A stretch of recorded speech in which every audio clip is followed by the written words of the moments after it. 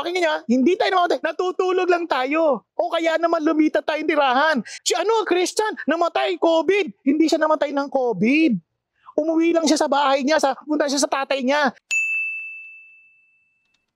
Magandang araw po sa inyong lahat. Sir JR po ng Usap-Usap University, at kung ikaw ay baguhan, ikaw po ay new viewer, welcome po tuloy po sa ating channel. Ang atin pong ginagawa sa U3, tayo po ay nakikinig for the first time ng mga religious discussions, mga religious debate, and for today, we'll be listening to CCF for the first time, a Christ Commission Fellowship yata, kung di ako nagkakamali. And this is a popular video by Pastor Bong Saki. I've heard about Pastor Bong before. I believe I've heard some of his preachings a long time ago. But anyway, papanoorin po natin to ng sabay-sabay for the first time. Sa aking background, ako po ay dating university debater sa loob po ng 3 taon mula sa MSU IIT. Ako rin po ay nagdebate sa ABS-CBN News Channel at ako ay miyembro ng isang international public speaking organization of Toastmasters International.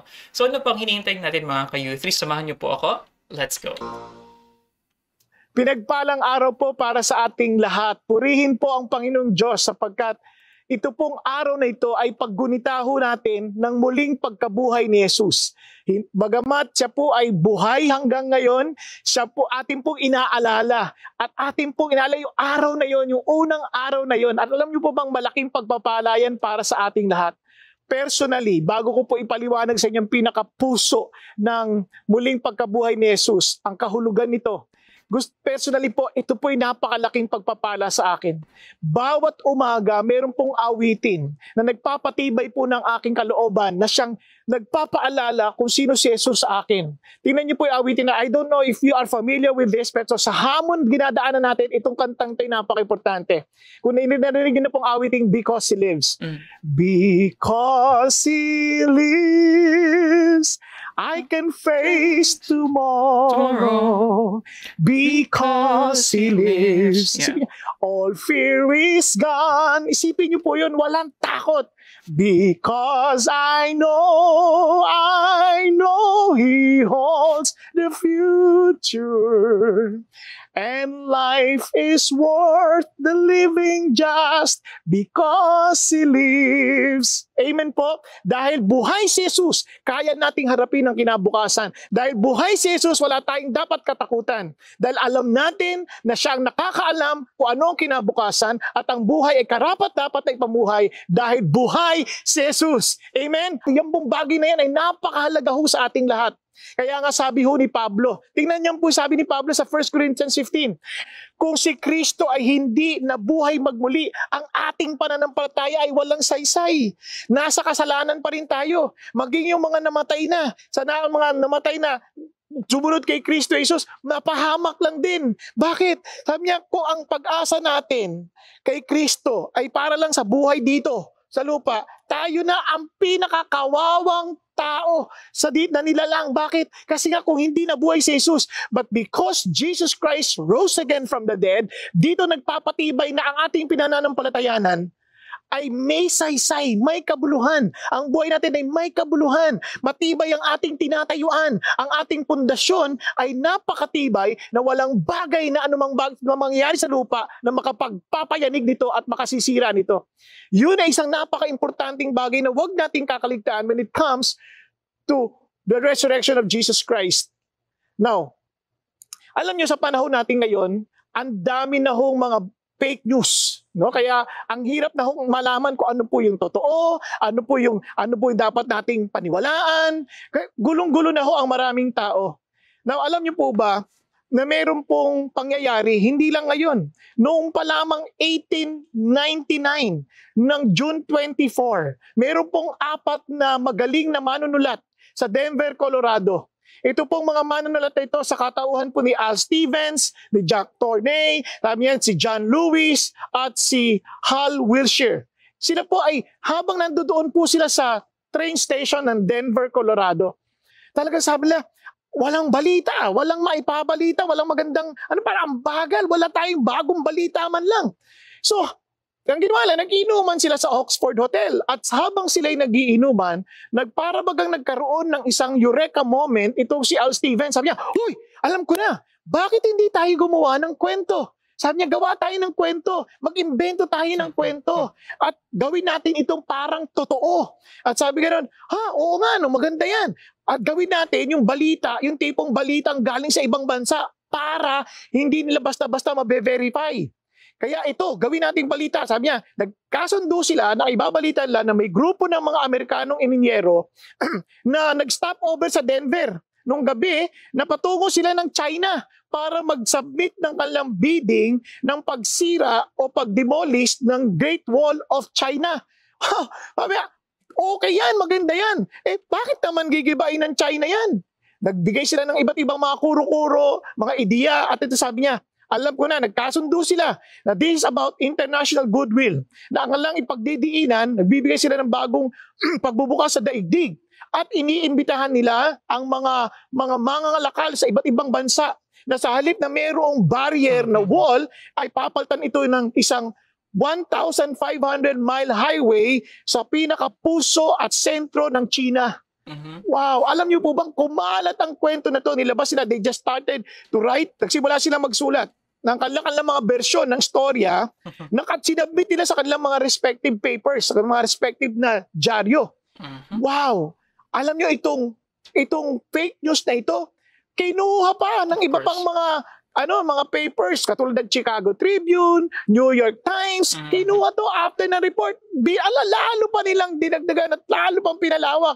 And alam nyo, lahat ng yun ay peke. Wala namang katotohanan. Naglipa na ngayon ang mga iba't ibang fake news. Maging sa mga relationship, marami po ang nasira dahil lang sa mga maling mga akala. Mga akala na nabuo dahil sa mga chismis. Alam nyo po, mga pinakita lang ang bahagi ng video, tapos bibigyan na ng maraming kwento na parang sinira niya na kumbaga out of context. Nangyayari yan kahit sa mga YouTube, mga video sa YouTube. Mga kwento ng isang tao na para siyang kadalasan pa naman pag ikaw yung parang gusto mong maawa sila sa iyo, ikaw yung parang kawawang-kawawa, aping-api to destroy other people. Pero alam niyo po, sa tatandaan niyo, may vantage point sa lahat ng bagay. Hindi lang iisang punto. Kaya if we are really honest to understand what's really going on, whether it's true or not, na alamin natin lahat ng anggulo. Hindi ho yung nakinig ka lang sa isang tao, okay na. Kaya ho maraming regrets sa mga pagkakataon na dapat sana'y umunlad yung ugnayan, lumago tayo sa Panginoong Diyos, naging maayos ang ating kabuhayan, ang ating kinabukasan, ngunit dahil lang sa mga kasinungalingan, dahil lang sa mga bagay na hindi totoo, nawalan ng mga pagkakataon, na parang pagsisisihan mo na sayang yung mga pagkakataon na yon. Kaya naman, kung gusto nating na mabuhay na walang regrets, be intentional. Napaka-importante ho ito. Now, if we want to understand, we want to live a life with no regrets. Listen to this. Be intentional.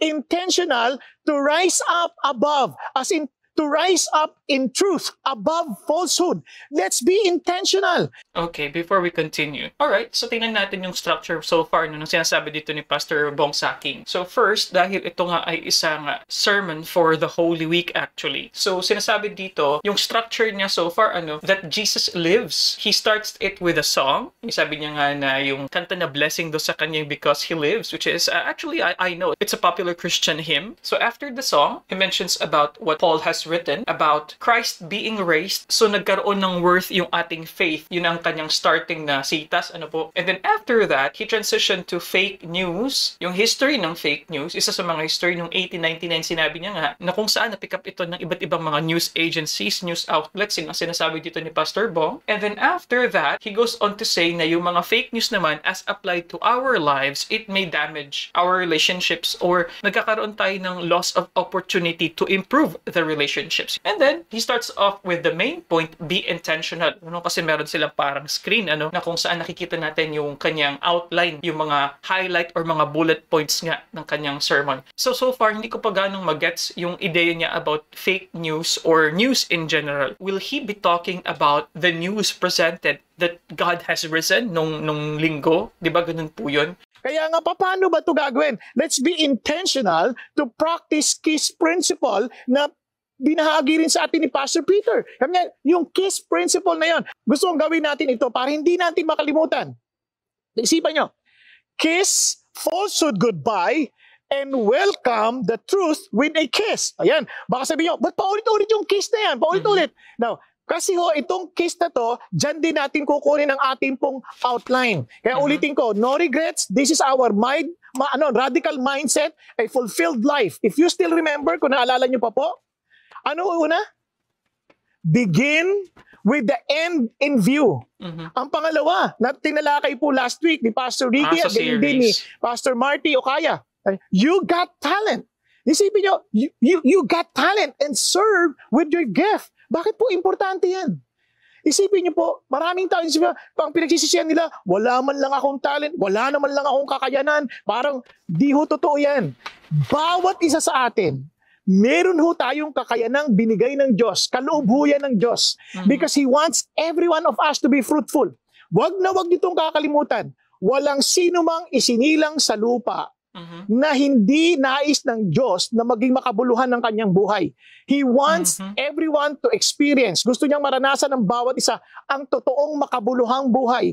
Kaya nga sabi ni Jesus, ako ay naparito para bigyan kayo ng alin, ng buhay ng may kabuluhan, may kasaganaan. Yun ang hangad ng Diyos. Hangad ng Diyos, lalo na yung kanyang mga tagasunod, na sila ay maging mabunga. Di ba? Kaya sabi ng Panginoon, tindaan nyo my Father is the gardener, I am the vine, and you are the branches. Obviously, kung siya po ang ating gardener, gusto niyang maging mabunga ang kanyang tanim. At yung puno, pag malusog, mabunga. Eh, sinong puno? Si Jesus. At isipin niyo po ng mabuti ito. Kaya sabi ng Panginoon, I have appointed you.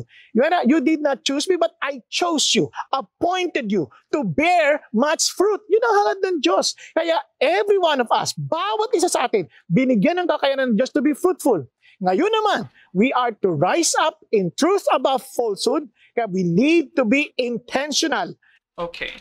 So well, so far, what I understand is what he is saying here is part of a series, no? Parte ng isang serye. So, sinasabi niya previously that they talked about us being the branches and Jesus being the vine, and that we have the talent and we have to serve with our gift. Pero itong sa kanyang preaching ngayon, so we will be talking about being intentional. Rise up in truth against falsehood. Okay, medyo mahabang intro yun pa. Tingnan natin yung main. Parang tumatawid na tayo sa main talaga na gustong sabihin dito. Remember this, unless we are delivered from falsehood, we will always be regretful for what the future holds. Are you following? We need to be delivered from falsehood. We need to get out of it. We need to leave those kasinungalingan. Lahat ng bagay ng kasinungalingan, maging maingat tayo. Lalo na sa daigdig na ito, nabubuhay tayo sa karamihan sa kasinungalingan.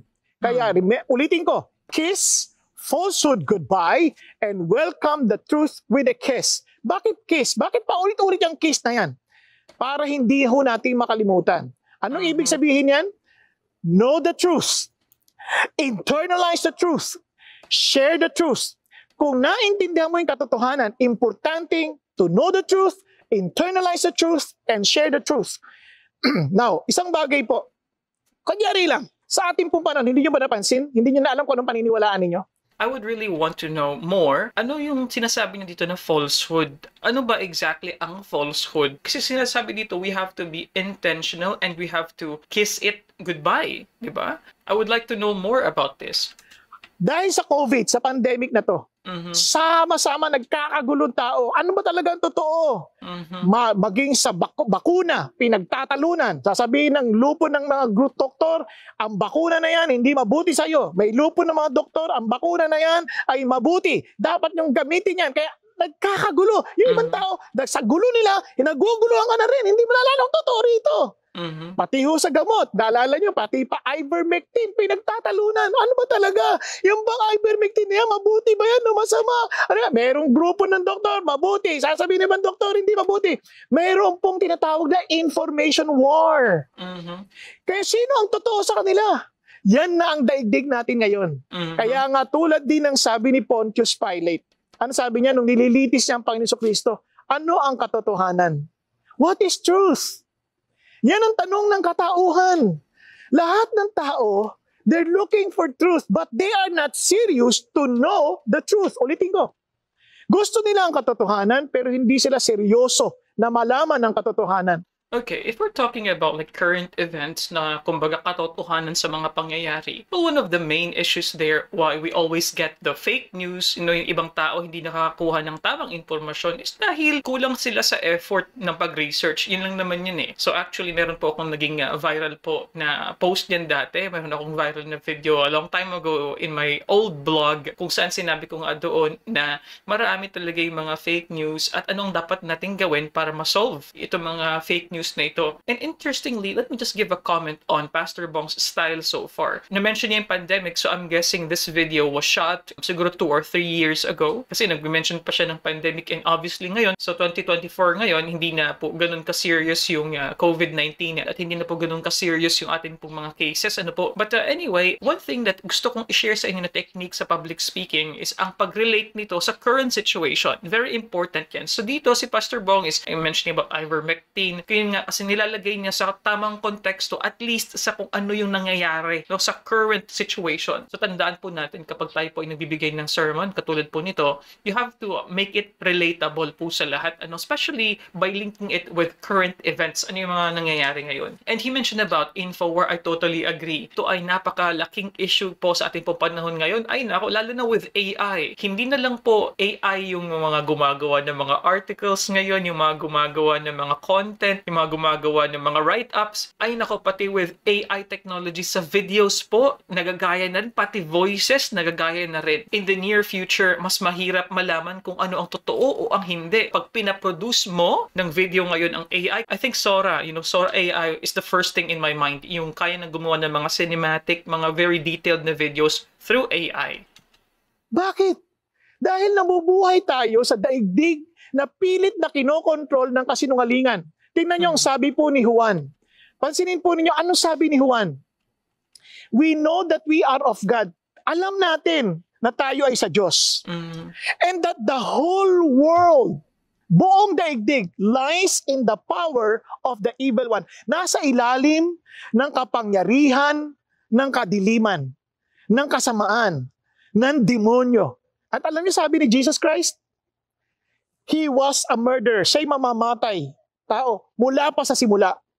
Hindi siya makatayo sa katotohanan dahil, sabi niya, walang katotohanan sa kanya. At sa tuwing siya'y magsasalita, siya ay sinungaling. Nagsasalita siya ayon sa kanyang kalikasan. Dahil siya ay sinungaling at ama ng kasinungalingan. Maraming tao, maraming iba't ibang paraan ng pagsisinungaling. Kunyari, kapag gusto nilang ikaw, halimbawa, kung gusto ka nilang birahin, halimbawa lang, kahit siya lang yun, kahit kanyang katwiran lang yun, kumbaga kanya lang komento yun. Sabi niya, ang komento namin, parang inalila lahat niya, na para bagang kawawa ka, nag-iisa ka na lang. Ganyan ang ginagawa ng demonyo sa maraming katauhan ngayon. They will allow them to feel that they are alone. Di nyo napansin sa COVID, we are being isolated pag nagkasakit. And people will begin to talk and say things na hindi mo na maintindihan, ano na talagang totoo. Pinagtatalunan lahat. Now, kaya nga, buti na lang dumating si Jesus. Buti na lang, kaya nga ginunitaho natin yan ng mahal na araw. Bakit yan importante? Tingnan nyo, tuloy natin yung sa 19 kanina. And we know that the Son of God, alam natin na ang anak ng Diyos ay naparito. Binigay niya tayo ng kaunawaan upang makilala natin siya na katotohanan at tayo ay mapasa kanya na siyang makatotohanan ang kanyang anak, si Jesucristo. Ito ang totoong siya, ang totoong Diyos at buhay na walang hanggan. Wow! We're looking for the truth. Si God na mismo. Dahil itong mundo na to, nasa ilalim ng kapangyarihan ng kasinungalingan, naparito siya. Kaya hindi mo kailangang manatili. Kaya tuturuan ko kayo paano malaman ang katotohanan, paano talaga ma-internalize ang katotohanan, paano maibabahagi ang katotohanan. How can we kiss goodbye to falsehood? Yan ang ating pag-usapan. How can we welcome the truth with a kiss? Kaya ito po ang ating pag-uusapan. So tingnan po natin ng mabuti. Simulan natin sa K. Know the truth. Alamin natin ang katotohanan. Now, ano ang katotohanan? Sa maraming tao, iba-iba na po ang tumatakbo sa isip ng katotohanan. Ayon po kay Os Guinness, ito po ang gulo sa katotohanan. Ito yung problema sa katotohanan. Ang katotohanan po ay objective. Meron pong absolute sense. Ang katotohanan po ay independent sa naiisip ng mga nag-iisip. At ang katotohanan po ay, kumbaga kahit maniwala ka o hindi, totoo yan. Yan.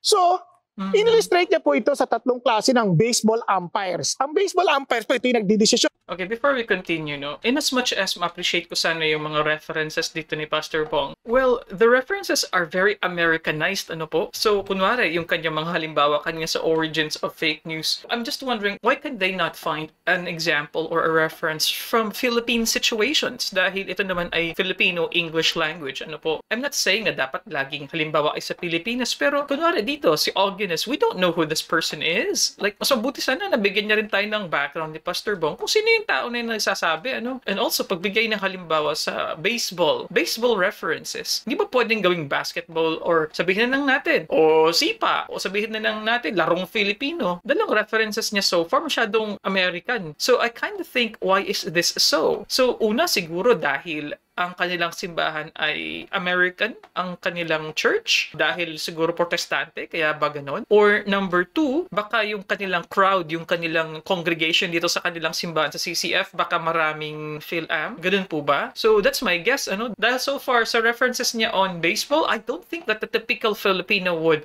have a good understanding of what he's talking about here. Kung pag pumalo, kung strike or balls. Sabi niya, merong balls, merong strikes. Sabi niya, kaya tinatawag ko kung ano yung talagang nangyari.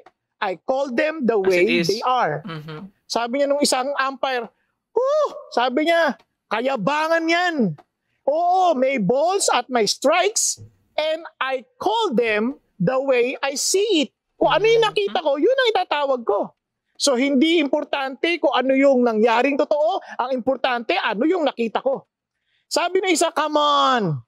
Be practical. Sabi niya, maging totoo kayo. Ano ba? Sabi ganun. Huwag na tayo magpaikot-ikot pa. Sabi niya, there's balls and there is strike. At mangyayari, balls lang yan or strike hanggat itinawag ko. Wow! Ano ibig sabihin yan? Ang katotohanan, kung ano yung totoong katotohanan, wala kang, hindi dapat yon sasabihin mo na, aaminin mo lang yon, tatanggapin mo lang yon o hindi. Ganyan. Yun ang una. Yung pangalawa, ibang tawag dyan ay moderate relativism. Kumbaga, ako ang bahala kung anong desisyon ko, kung yan ay, kung sa tingin ko, totoo yan o hindi. Parang ako magdi-decide dyan. Yan ang mga maraming tao ngayon. Mas malala yung talagang marami ngayon yung tinatawag ng radical na relativist at postmodern position. Sabi niya na ang katotohanan, ako magdidesisyon yan. I will create for myself. Kaya maraming tao ngayon, hindi na sila concerned sa ebidensya. Nagets ko po yung sinasabi niya about the different kinds of truth. So yung una nga is the one that is just how it is, you accept it. Ang pangalawa, yung moderate relativism na sinasabi niya, na kung saan yung it's my version of the truth as how I saw it. Yan. And then, yung sinasabi niya naman dito, radical one, so the truth until I call it. Kapag sinabi ko, ito yung totoo, okay, yun na yun. So para kay Pastor Bong, yung mas delikado, yung postmodern relativism na sinasabi nga niya kanina. That's actually one of the things na we may hear from others. This is my truth. Gets natin yun na that is from their perspective. Pero ang totoong truth naman kasi is what it really is. And you can verify that through a lot, no? Through different vantage points. Sinabi niya nga kanina, kung ano yung totoong nangyari, ano yung katotohanan, through references, di ba? Through documents pointing to the same. And for fake news, o hindi, we base it on the credible journalists. Dahil in general naman kasi, yung mga journalists na yan, yun ang kanilang work. They have to be very objective. Technically, dapat yun. Although, alam naman natin ng iba ay hindi objective. Hindi na sa kanya concern sa ano talaga yung totoong nangyari. Basta, anong pakiramdam kung totoo? Yan ang totoo. Ganyan That's na po ang buhay ng maraming tao ngayon. But listen to this. Sa kahuli-hulihan, ang katotohanan ay ayon po sa totoo, yung sa unang umpire. Reality to what actually is. Yun ang dahilan kung bakit ang katotohanan ay hindi matatagpuan sa mga bagay-bagay. Ito ay natatagpuan lamang sa Diyos, the great I am. Ang katotohanan ay hindi tumutukoy sa mga sitwasyon. Ito ay nalalaman, tumutukoy sa Diyos ng tatlong persona. Paano ko nasabi? Halimbawa, si God sa Isaiah 65, God the Father. Sabi niya, because He who is blessed in the earth will be blessed by whom? the God of truth, referring to the God, the Father. He who swears on the earth swear by the God of truth. Yan po ang kanyang pagpakilanlan. At ang daming talata pa po na nagsasabi that God is the truth. Now, maging ang anak ng Diyos, si Jesus Christ. Remember sa John chapter 1, sabi, in the beginning was the Word, and the Word was with God, and the Word was God. At ano sabi niya? And that Word became flesh and dwelt among us, and we saw His glory. Glory as of the only begotten from the Father, obviously different from the Father, but from the Father, full of grace and truth. Kaya sabi ni Jesus Christ, I am the way, the truth, and the life. Nasa persona ng anak ng Diyos. Now, hindi lang yon. Ito rin po ay sa banal na Espiritu. Sabi niya, but when the Helper comes, Jesus Christ was speaking, pag dumating na yung pong Parakletos, yung pong Holy Spirit, referring to the Holy Spirit, whom I shall send to you from the Father. Isipin niya, ako magpapadala, galing sa Ama ko. And sabi niya, the Spirit of truth. Sabi niya, who proceeds from the Father, He will testify of me. Kita mo kagad. Sabi, galing sa tatay ko, magpapatotoo siya tungkol sa akin. Sino siya? The Spirit of truth. Now, ang dami ho niyang talata sa Bible referring to Him as the Spirit of truth. Kaya ho, ano ang katotohanan? Hindi ito isang parang ideya. Hindi ito parang konsepto na pabago-bago. Or ito po ay hindi theoretical assumption. Ito po ay matibay, solido, maliwanag, na talagang hindi mo na pwedeng baguhin na entity. Ang ultimate reality, residing in the triune God of the universe, ito ay hindi bukas para i-evaluate or bigyan ng kahulugan or bigyan ng redefinition. Hindi mo pwedeng gawin yan.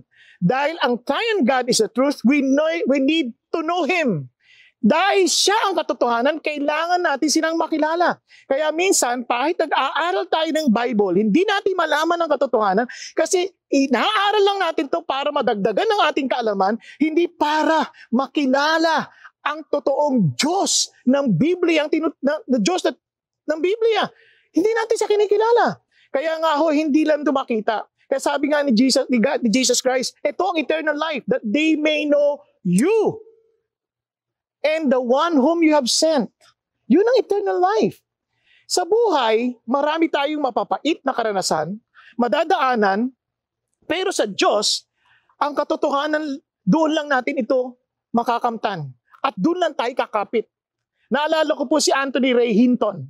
Ewan ko kung nabasa niyo po ito, makita niyo ito kahit sa internet.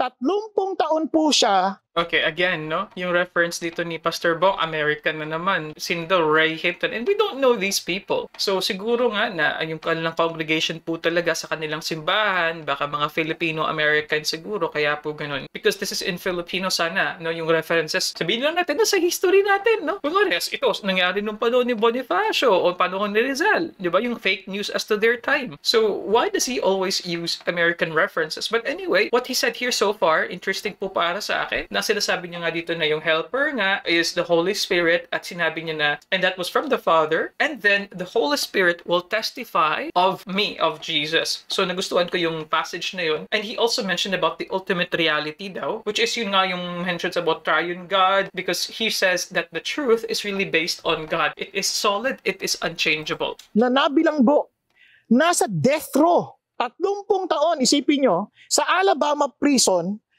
dahil sa sa pagpatay na hindi naman niya ginawa. Sa buhay may mga ganyan.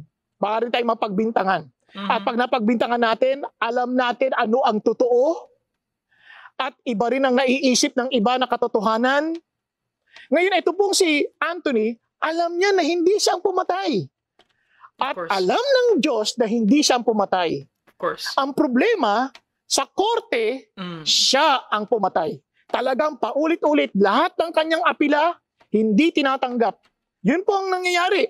Kaya ho, paano niya ito napagtagumpayan? After 30 years, siya po ay pinawalan sala. Grabe, 30 years! Can you imagine? Naranasan niyo na bang sinaraan kayo ng tao? And sometimes, ang gusto mong gawin kaagad, ipagtanggol lang yung sarili.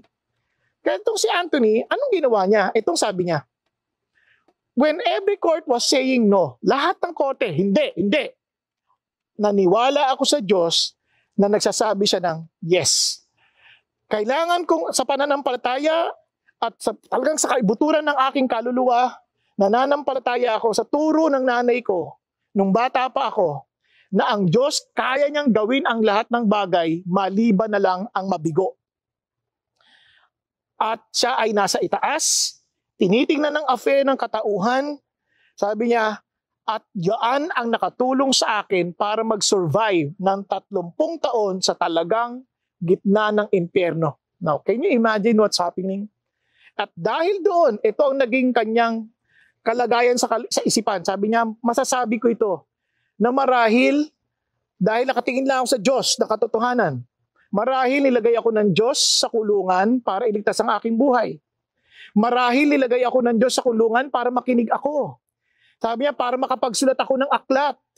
Para matulungan ko mga taong magbago ang kanilang mga puso at kaluluwa at kaisipan. Para maintindihan nila ang totoong pagpapatawad. At para maintindihan nila ang totoong pagiging kaibigan. At maintindihan nila ang totoong sistema ng legal dito sa ating lugar. At naniniwala ako na pinahintulot ng Diyos lahat ng bagay na iyon upang mangyari ang lahat ng bagay na ito na sinutukoy ko. Ano sinasabi niya?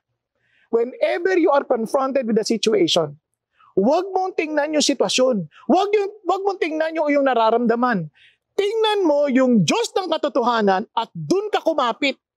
Tulad ng ating tatalakaying sitas. Tingnan niyo po sa John chapter 11.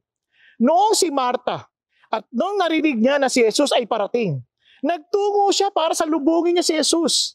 At si Mary naman nanatili doon sa kanyang lugar.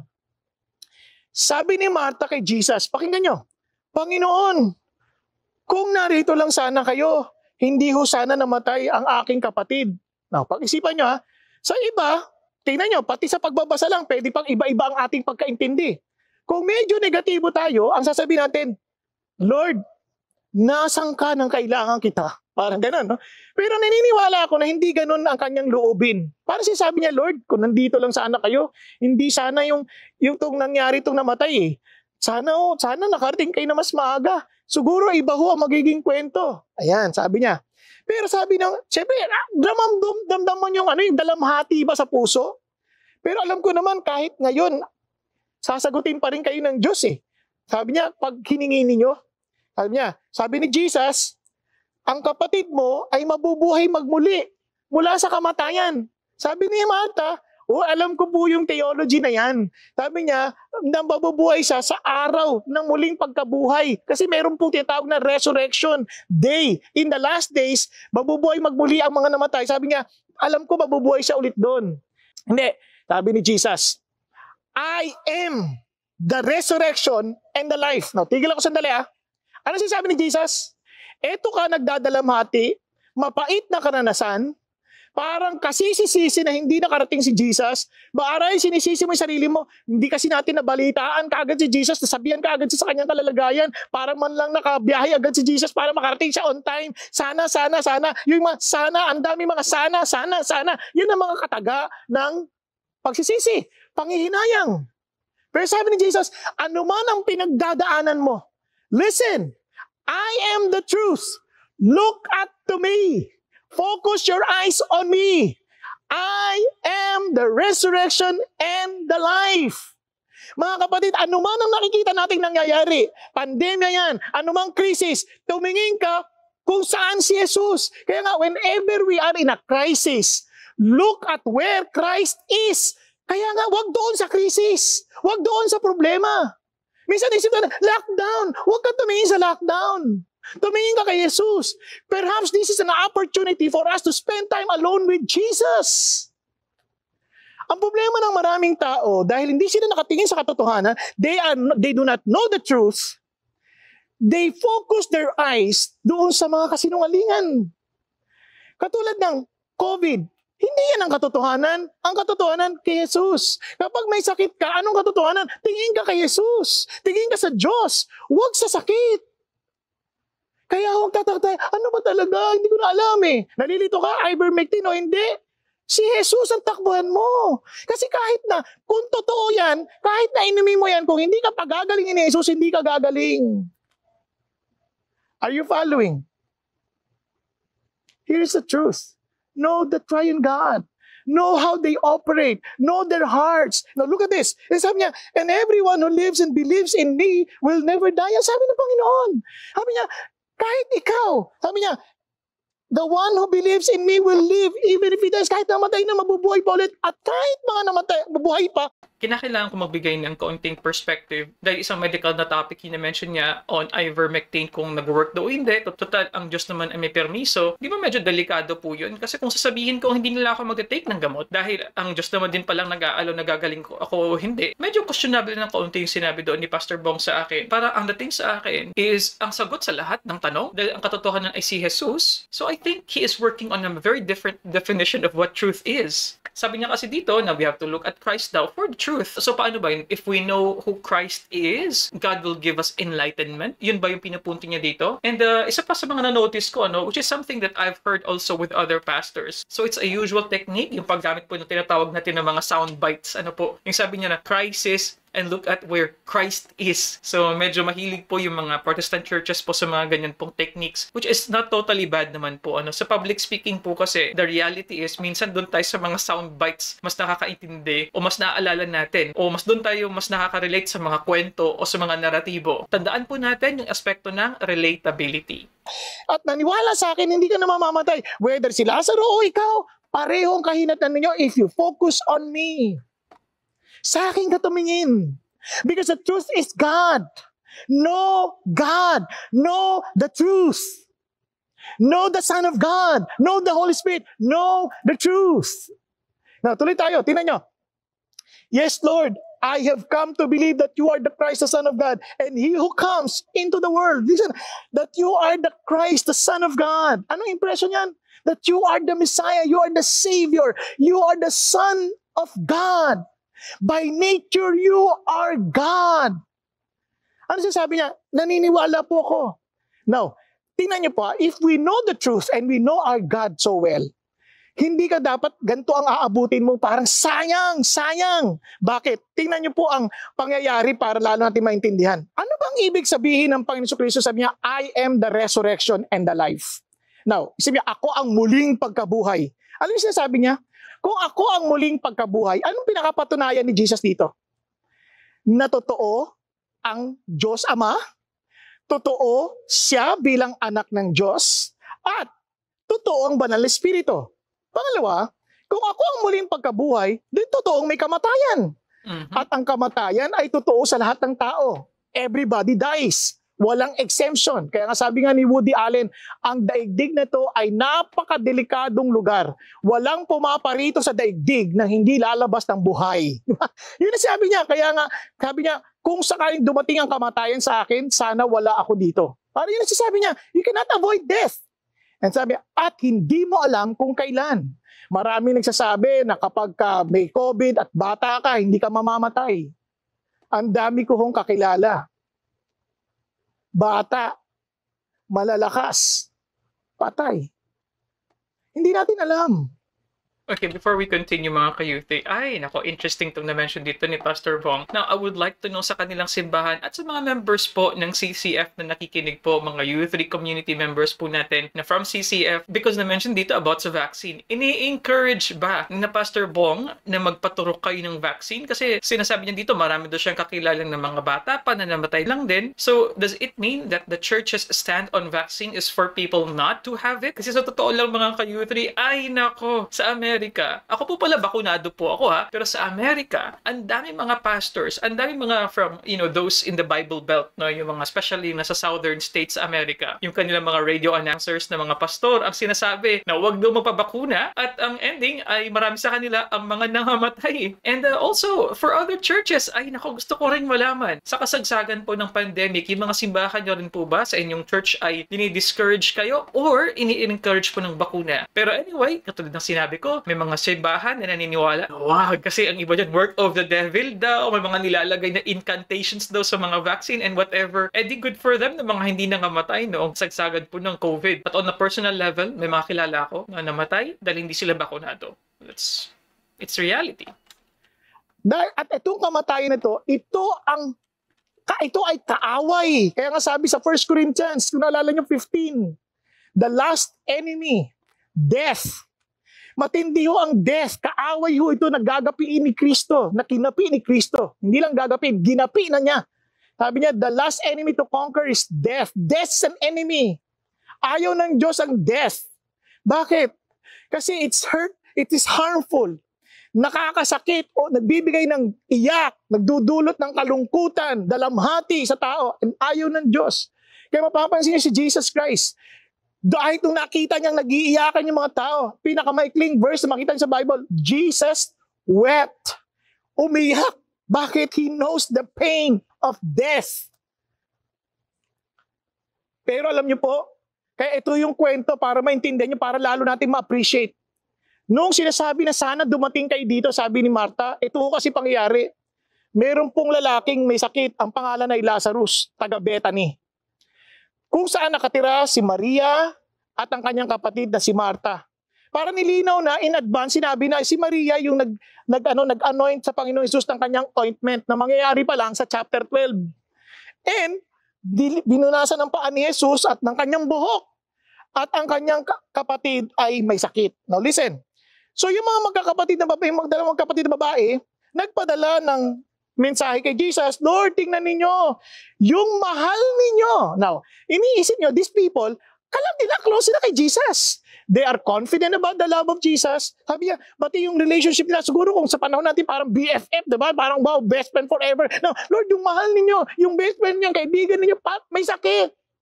Sabi ni Jesus, nung narinig ito ni Jesus, ang sakit na to ay hindi ibig sabihin kamatayan.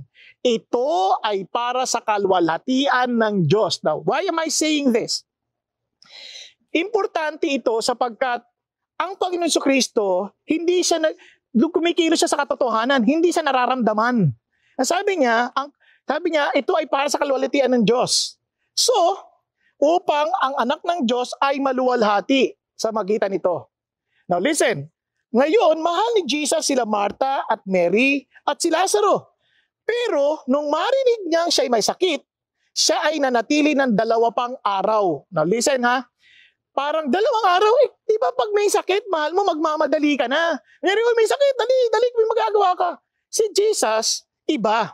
Dahil mahal niya sila, ibibigay niya yung pinakamabuting bagay para sa kanila. Kaya, nag-stay pa siya ng 2 days.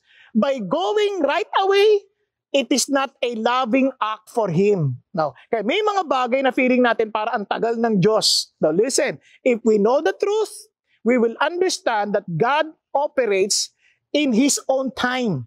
Because in His time, ano sabi niya? He will make all things beautiful. Are you following? Hindi time natin, time ni Jesus. Tuloy tayo. Then after this, He said to the disciples, talaga, punta na tayo sa Judea ngayon. Sabi ng guro, yung mga Hudyo, gusto ko kayong patayin batuhin hanggang mamatay. And yet, pupunta ka pa doon? Sabi ni Jesus, di ba may 12 oras sa isang araw? Kung maglalakad tayo habang maliwanag, sabi niya, hindi tayo madadapa dahil makikita natin ang liwanag ng daigdig. Ang sabi ganoon, at kung aabutin tayo ng gabi, baka madadapa tayo dahil ang liwanag ay wala sa kanya. Kasi sinabi niya ito at sinabi niya ang ating kapatid na si Lazarus ay natutulog. Kasi sabi niya, kaya pupunta tayo doon para gisingin siya. Ano sinasabi ni Jesus? Oo, papatay na tayo. Pero tatandaan nyo, bagamat ang kamatayan ay darating sa lahat, pero isang bagay na dapat natin maintindihan, hindi tayo mamamatay kung lalakad tayo ayon sa kalooban ng Diyos. At hanggat hindi pa tapos ang ating misyon, hindi pa tayo mamamatay. In other words, we are immortal until our mission is accomplished. Huwag lang makonsumisyon ng Diyos ha. Kasi katulad ni Ananias at saka si Sapphira, di ba? Nagka-problema sa Sapphira, yan, patay. Kaya itong tatandaan natin, kung hindi pa tapos ang ating misyon, hindi pa tayo mamamatay. Huwag nating kalimutan yon. Now, tuloy tayo. Kasi Jesus sabi niya, hindi, pupunta tayo kahit may peligro, papatayin tayo. Basta alam natin, ito ang kalooban ng Diyos, may liwanag, alam natin hindi tayo madadapa. At pupunta tayo doon. Are you following? Now, sabi niya, sabi ng mga alagad, kung natutulog siya, kigising din siya. Sabi ni Jesus, nang maliwanag, patay na siya. Akala nila, natutulog lang, yung totoong natutulog lang. Now, bakit po sinasabi ni Jesus? Bagamat itong kamatayan ay talagang kaaway. At dahil ito'y gagapiin ni Jesucristo, listen, para sa kanyang mga tagasunod, ang kamatayan ay parang pagtulog. Kaya itong word na tulog, yan ay ginagamit para lamang sa mga Christians. Natulog, yung namatay, natulog. Bakit po natulog? Kasi ang word na tulog, yan po ay nagpapahayag ng alin? Ng kapahingahan. Tingnan niyo po sa Revelations. Sabi niya, pinagpala ang mga namatay, sabi niya, dahil sa Panginoon Jesucristo mula ngayon. Bakit? Yes, sinasabi sa'yo. Sabi ng Espiritu, para sila ay makapagpahinga sa kanilang mga trabaho. Now, di ba, pagkapagod na sarap, ay, tulog na, rest na, yan, tulog. Kaya, they use the metaphor, tulog, para sa mga patay. Bakit sabi niya? For their deeds follow with them. Yung kanilang ginawa, yung susundan sila. Now, paano naging kapahingahan yan? Kaya sabi ko nga sa inyo, itong tulog na metaphor para sa Christian lang. Kasi kung di ka Christian, isipin mo nga lahat ng ginawa mo susunod sa'yo. Makakatulog ka ba niyan? Yung ginawa mo ay ginawa mong panggagahasa, yung ginawa mong pagsisinungaling, paninira ng kapwa, susundan ka niyan. Makakatulog ka ba niyan? Anong pahinga dyan? Pero sa Panginoon, lahat ng mga nasa covenant ni Jesus, mapapahinga ka. Bakit? Kasi sabi niya, tandaan nyo, nung si Jesus Christ, nung bago mapako sa krus, mayroong tinatawag na Lord's Supper, at yung covenant doon is a blood covenant. O, tingnan ho natin, pag kabahagi ka ng covenant, pag-isipan nyo mabuti. Sabi sa Hebrews, this is the covenant that I will make with them. Di ba?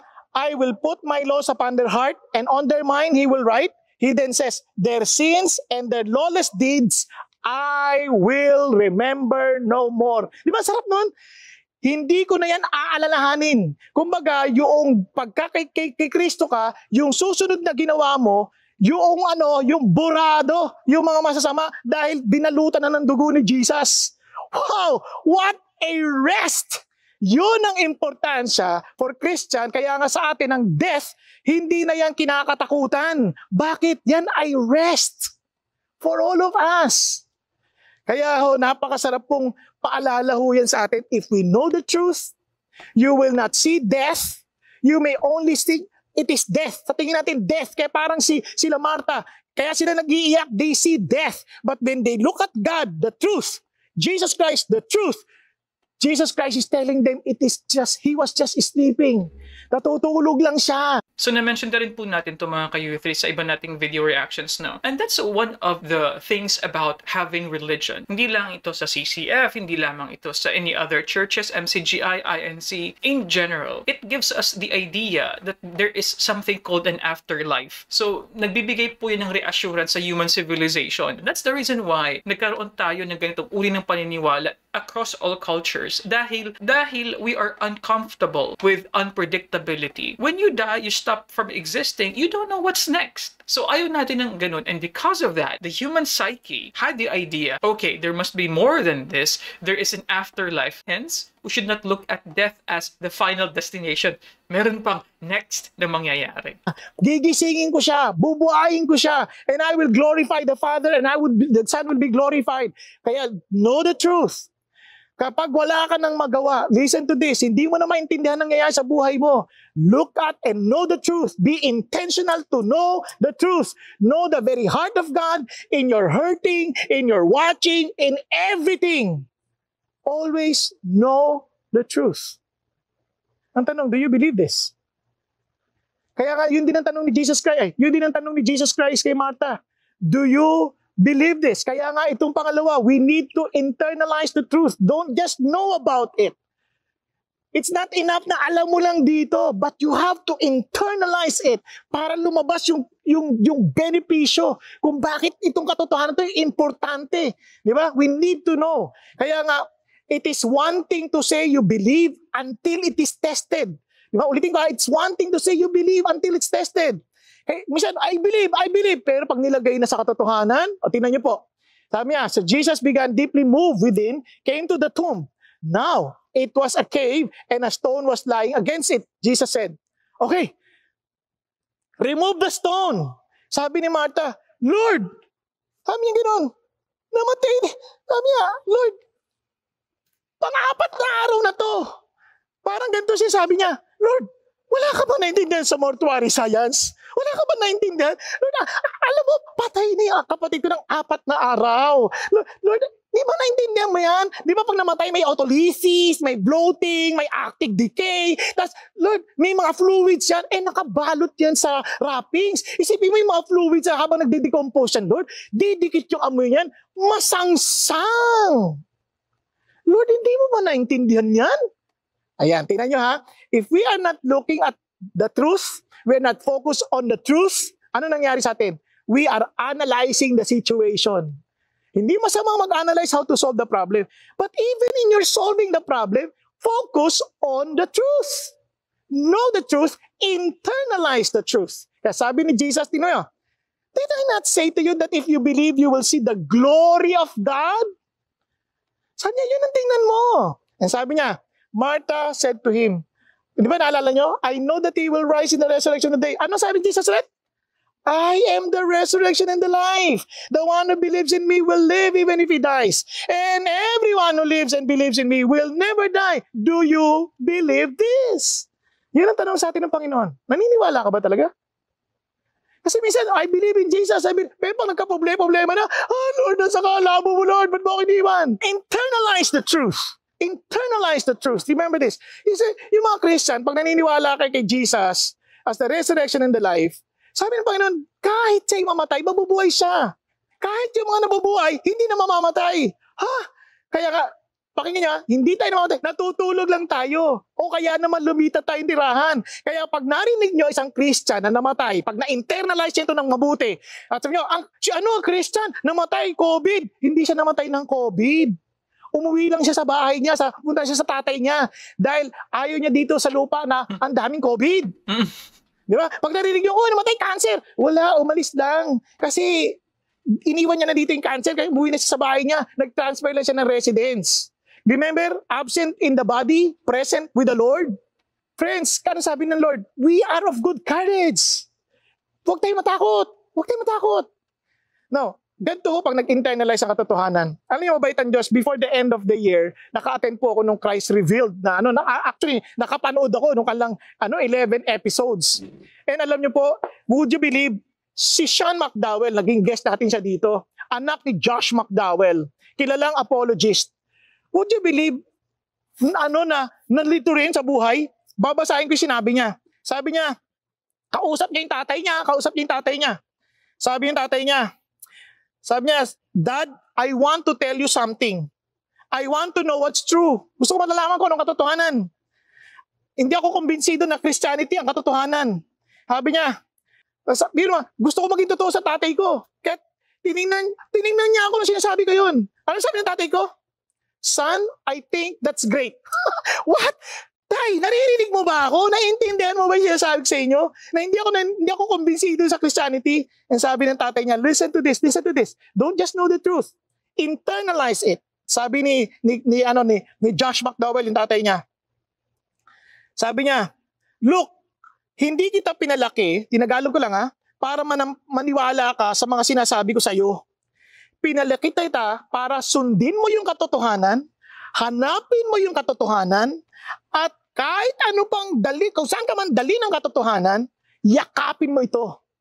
Yakapin mo ito. Okay, before we continue, na-mention dito ni Pastor Bong yung konsepto ng Christian apologist, no? That sabi niya nga na si McDowell daw yata, this person, yung papa niya, was a Christian apologist. So, ang Christian apologetics po, ito po yung branch ng Christianity na kung saan they defend Christianity. So, ang sinasabi dito ni Pastor Bong, na yung anak ng isang Christian apologist is saying to his father, na hindi ako naniniwala sa Christianity, sa pinanimulaan mo. Yun nga, sabi niya naman, well, kaya nga kita tinuruan for you to embrace truth, and then if you have it, embrace it. Yun ang sinasabi dito nung kanyang papa.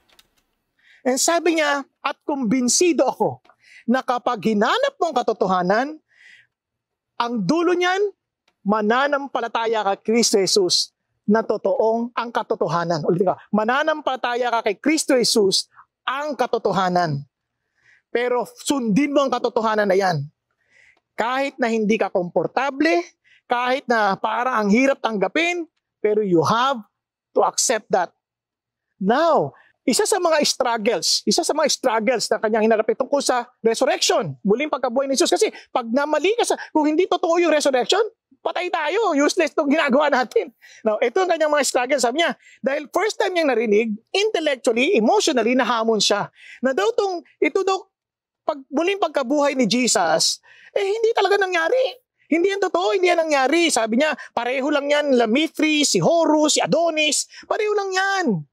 And alam niyo, because he was seeking for the truth, binasa niya, nag-research siya, then he found out na ito pala mga kwento nila Mithri's, nila Horus, sila Adonis, mga sulatin na mga nangyari after na namatay si Jesus, 100 years, 200 years, 300 years na namatay na si Jesus, or 400 years, kinopya lang nila yung idea. At hindi lang yon, yung word na resurrected, bagamat parang kapareho nung kay Jesus, ibang ibig sabihin sa kanila.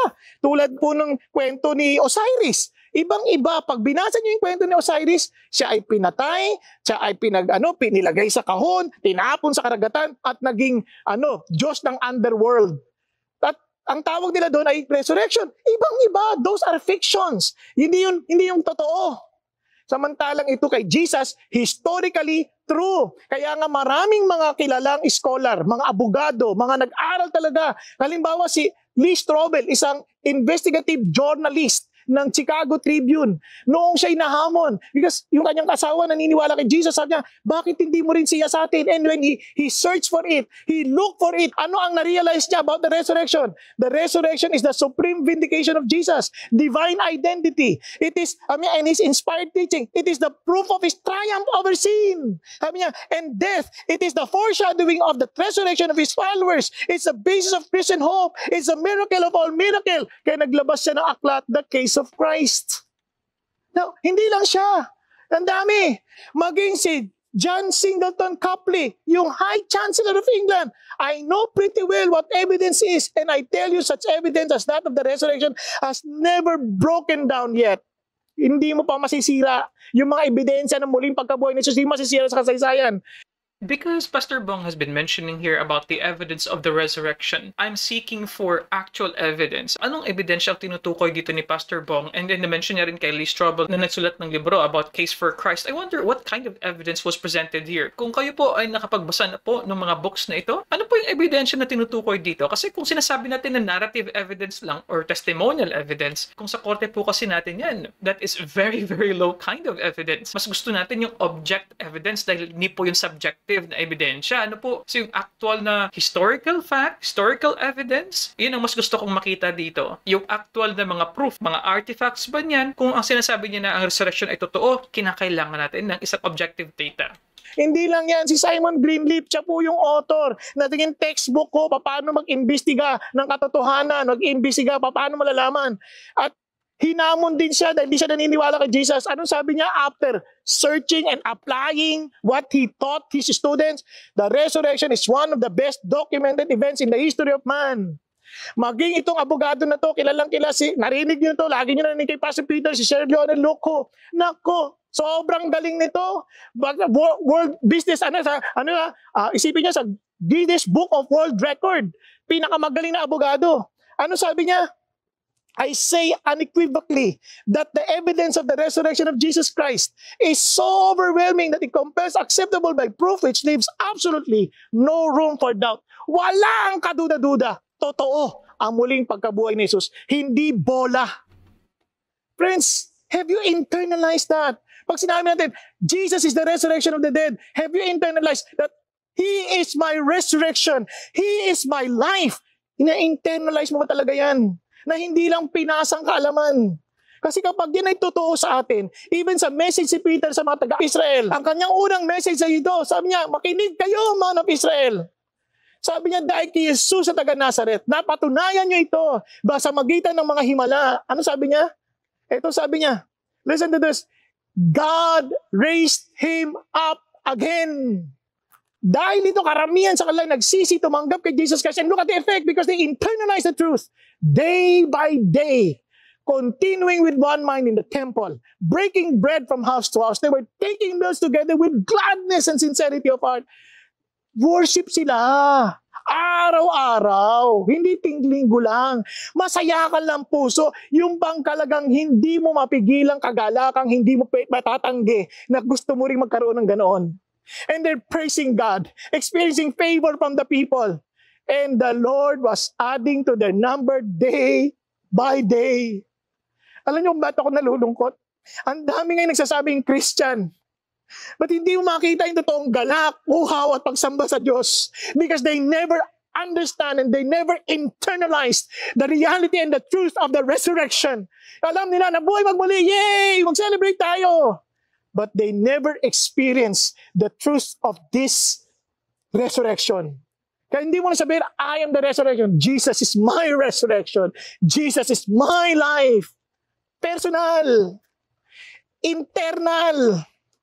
Tama si Timothy Keller, sabi niya, if Jesus rose from the dead, then you have to accept all that He said. Kung siya'y nabuhay magmuli, tanggapin mo lahat ng kanyang sinabi. Ang issue ay hindi kung gusto mo o ayaw mo, hindi dahil sa nag-a-agree ka o sumasalungat ka. Ang issue, nabuhay ba siyang magmuli? Pag-isipan niyo mabuti. Have we internalized it? Kasi kapag totoo yan, listen to this. Pag naman tamatay tayong kamag-anak at alam natin sa Panginoon sila, ano sabi ni Paul? Huwag ka nang magmalugbok kapareho ng iba na walang pag-asa. Sapagkat dahil muling nabuhay si Jesus, may pag-asa tayo. Anong pag-asa natin? Huwag kayong parang wala kayong kaalaman. Come on. Sabi niya, natutulog lang yan. Yung mga natutulog na yan, gigisingin yan ng Lord. Eh sabi niya, anong mangyayari?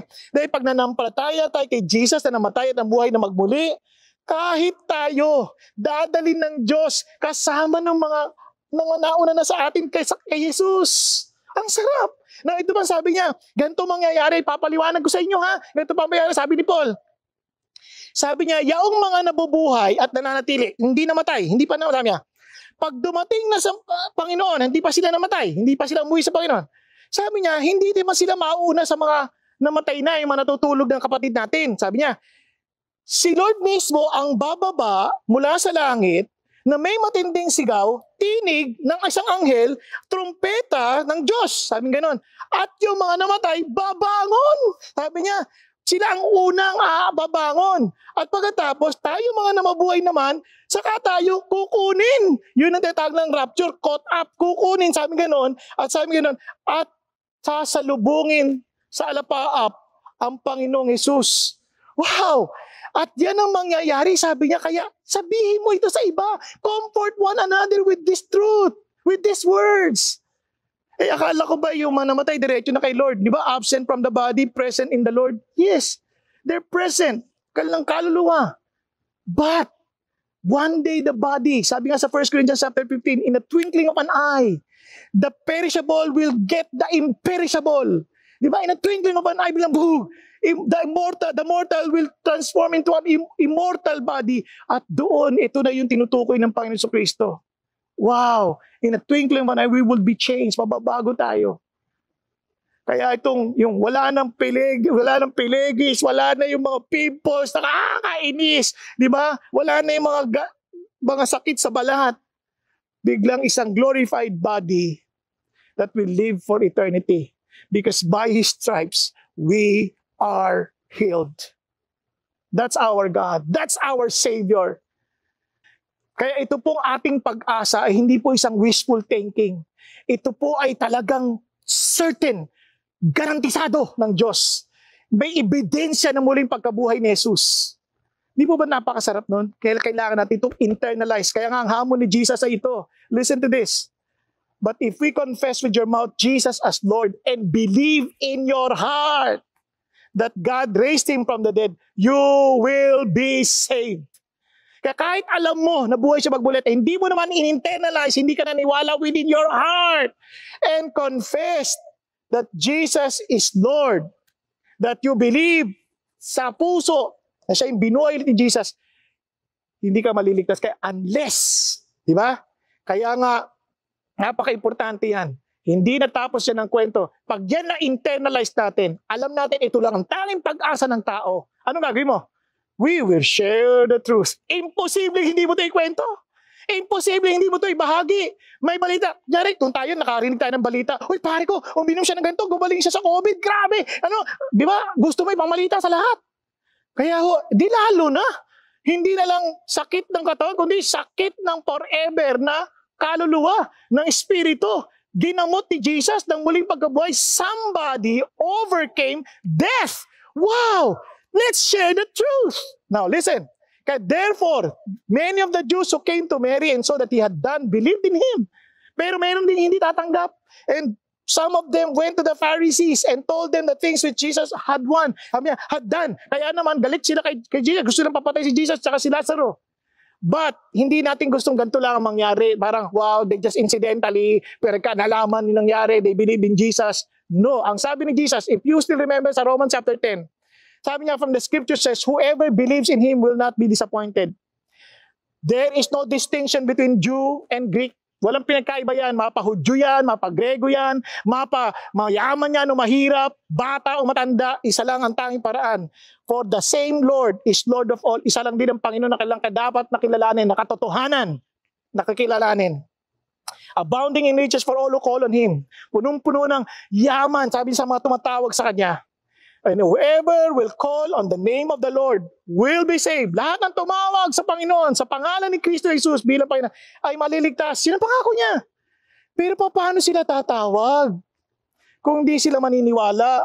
Paano sila maniniwala kung hindi nila maririnig? At paano nila maririnig kung walang magsasalita? Sinong preacher to? Paano sila magpipreach maliban na sila ipinadala? Eh sabi nga natin, nakalagay doon, how beautiful are the feet of those who bring good news of good things. Ano to? Sa mga preacher lang? Hindi. Remember? Ano sabi ni Jesus? And all authority in heaven and on earth has been given to me. Go therefore and make disciples of all nations. Kanina yan? Sa mga alagad lang ni Jesus? Hindi. Sabi niya, disciples, lahat ng tagasunod ni Jesus. Gawin sila lahat ng tagasunod. Hindi mo na ako alagad ni Jesus eh. Hindi nga, kaya nga kailangan maging alagad ka ni Jesus. Now listen, teaching them to follow all that I commanded you. So hindi lang to sa 12. Hindi lang to sa mga sumamba at nagdududa. Lahat tayo na nakakilala kay Jesus kasi ituturo din nila ito sa atin. So every one of us is entrusted with this truth. Lahat tayo pinagkatiwalaan ng ganitong katotohanan and we are to preach. Go therefore and make disciples, teaching them to follow all that I commanded you. And here is my promise. Dahil si Jesus ay buhay, I am with you. Di kita iiwan, palagi kasama hanggang sa kauli-hulihan ng panahon. Friends, ano sinasabi ng Diyos? We are to know the truth, internalize the truth, and share the truth. Pinagkatiwala yan sa atin ng Diyos. Kaya nga sabi niya, make disciples of all nations. Teach them to observe. Kaya alam niyo kung bakit hindi masigasig ang iba? Because they never knew the truth. And they never internalized the truth. Kaya hindi rin nila ma-share ang isang katotohanan na hindi nila alam. Kapatid, huwag ka lang makidiwang at makigunita ng muling pagkabuhay ni Jesus. Maging buhay si Jesus sa buhay mo. Maging totoo si Jesus sa buhay mo.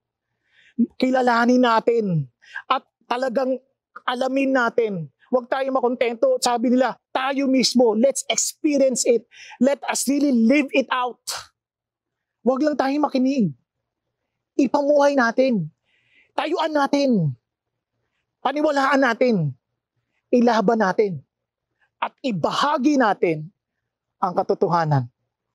At ang buling pagkabuhay ni Jesus ang naging pagpapatibay na totoo ang Diyos, totoo ang Banal na Espiritu, totoo ang kanyang salita, totoo si Jesus, kung kaya't ang ating kaligtasan na tumawag kay Jesus ay tiyak, garantisado. Kaya walang kakatakutang krisis, walang kakatakutang COVID. Bakit? Dahil si Jesus ang ating tagumpay.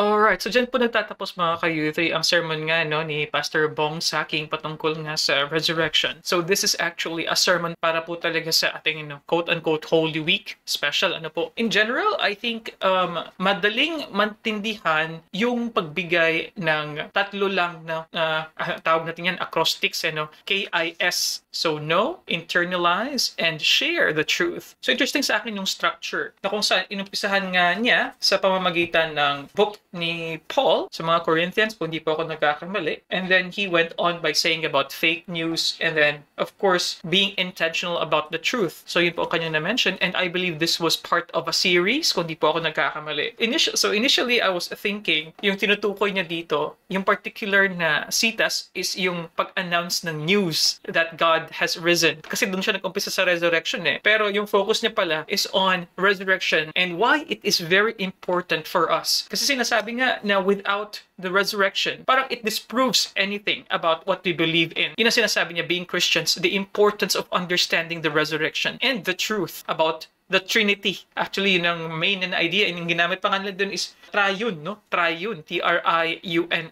Interesting. I know that's actually one of the rare times that I've heard this word, triune. But anyway, mga ka-youth, kung kayo po ay from CCF, ano po masasabi niyo sa preaching na ito ni Pastor Bong Saking? Personally, when he was mentioning about the evidence of the resurrection, I was expecting more dahil what I know, at least no, sa historical na mga claims na ito, hindi po ito proven. Although, quote-unquote, the existence of Jesus may have been true, according sa ibang historical evidence, pero the resurrection, I don't think that we have objective evidence about that. So I believe the closest evidence is what people are saying, their own story as they write it in the Bible. Yun yung testimonial evidence, mga ka-youthy, But anyway, ano po masasabi niyo rito? Kung ikaw naman ay from not CCF, okay? Anong masasabi niyo sa preaching na ito ni Pastor Bong Saking? So comment down below, mga ka-youthy, kung ano po ang inyong napuna, kung anong inyong observation. And as always, if you like these kinds of contents, pakikinig ng mga religious discussions, preachings, ay nako, please click subscribe, mga ka-youthy. You can also click this video here and also this video here. And I'll see you guys next time. Peace. Bye-bye.